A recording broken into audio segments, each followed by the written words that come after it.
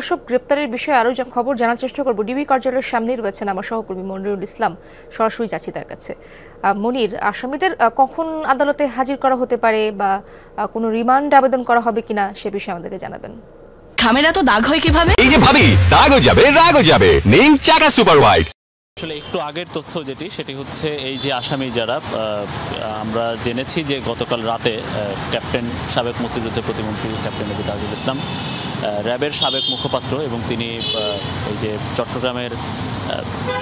চট্টগ্রাম যে বন্দর কর্তৃপক্ষ সেটা চেয়ারম্যান ছিলেন এম সোহেল এবং আরও একজন যে আসামি, তাদেরকে আওয়ামী লীগের সাংগঠনিক সম্পাদক আহমদ হোসেন তাদেরকে রাজধানীর পল্টন থানায় গত 19 জুলাই যে বৈষম্য বিরোধী ছাত্র আন্দোলনের যে গণ আন্দোলন ছিল, যে ছাত্র জনতার অভ্যুত্থান ছিল, সেখানে পুলিশ গুলি চালিয়েছিল। পুলিশ গুলি চালিয়ে যুবদল নেতা নবীন তালুকদার নামে একজন তিনি নিহত হন পুলিশের গুলিতে।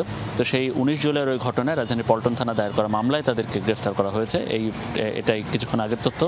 এবং সেই হত্যা মামলায় তাদেরকে আজকে আদালতে তোলা হবে, সিএমএম আদালতে। সেটা হতে পারে দুপুর নাগাদ। তো আদালতে তোলার সময় তাদেরকে 10 দিনের রিমান্ড আবেদন করা হবে পুলিশের পক্ষ থেকে। এবং আপনি জানেন যে হচ্ছে গত কয়েকদিন ধরে যত আসামিদেরকে, হেভিওয়েট আসামিদেরকে গ্রেফতার করা হচ্ছে, তাদেরকে ডিবি কার্যালয়ে রাখা হচ্ছে শুধুমাত্র ডিবি হেফাজতে বা নিরাপত্তার স্বার্থে।